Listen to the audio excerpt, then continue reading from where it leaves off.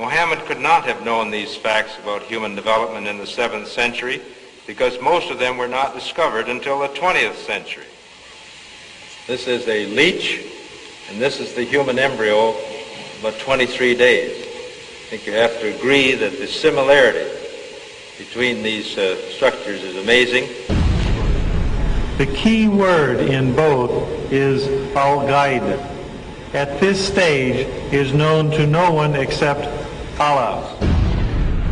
The rapid growth and dramatic changes which occur after the bones have been clothed by muscles have been mentioned in the Holy Quran 1400 years ago. Surah 79, Ayah 32 states, also in the context of creation, "And the mountains hath he firmly fixed." Similar mention of mountains is found in several other surahs. It is permissible to interpret this to imply that mountains are rooted and that modern geophysics has established deep crustal roots for the axial parts of mountain systems at converging plate boundaries. We need research into the history of early Middle Eastern oral traditions to know whether, in fact, such historical events have been reported. If there is no such record, it strengthens the belief that God transmitted through Muhammad bits of his knowledge that we have only discovered for ourselves in recent times.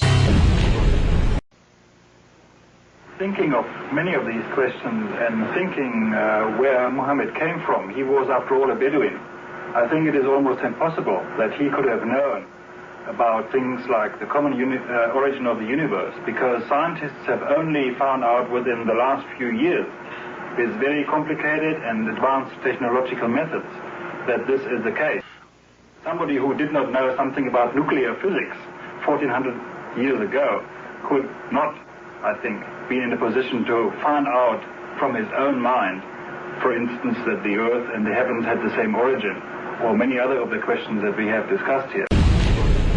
I find it very interesting that this sort of information is in the ancient scriptures of the Holy Quran, and I have no way of knowing where they would come from, but I think it is extremely interesting that they are there and that this work is going on to discover the meaning of some of the passages. Well, I would think it must be the divine being.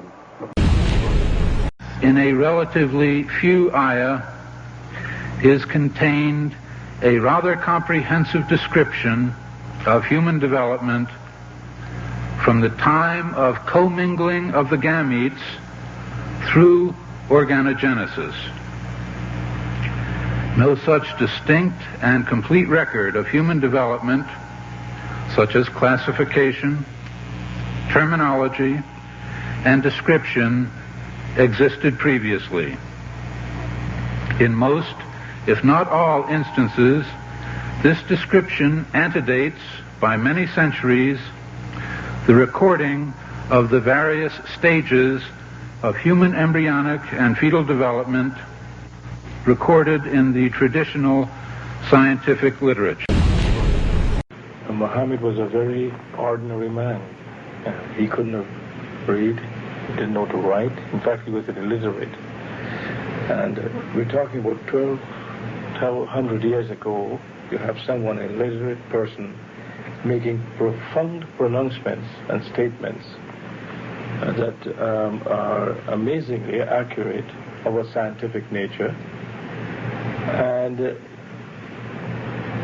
I personally can't see how this could be a mere chance. There are too many accuracies. And like Dr. Moore, I have no difficulty in my mind reconciling that this is a divine inspiration or revelation which led him to these statements. Summary.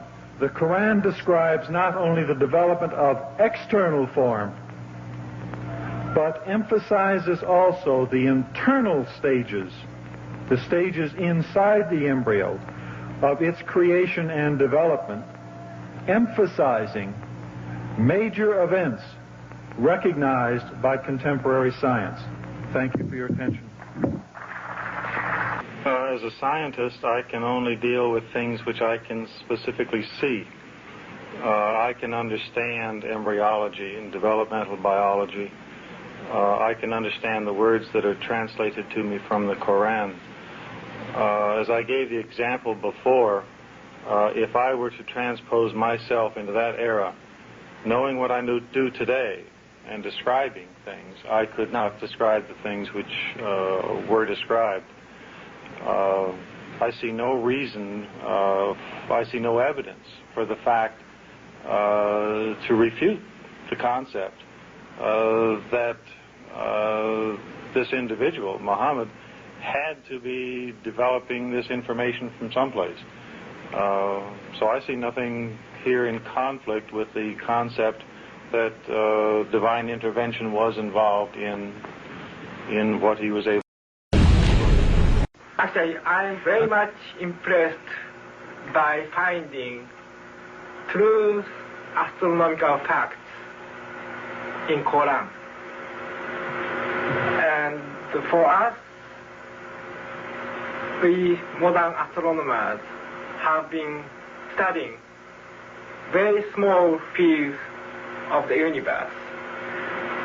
We concentrated our efforts for understanding of very small parts, because by using telescope we can see only a very few parts of the sky without thinking whole the universe. So by reading Quran and by answering to your questions, I think I can find my future way for investigation of the universe. And then when I was maybe about 1/3 in Quran, I remember telling my wife, you know, this Muhammad, he must have been a very smart, very intelligent man, because this book is very clear, very logical, very easy to follow, and there are no contradictions. But then as I read later, I suddenly saw a scientific fact which I knew was only discovered in the 20th century. So immediately I saw that Muhammad is not the author of the Quran. That Muhammad is a messenger sent by God to give the Quran to mankind. I saw, mashallah, Muhammad Rasulullah.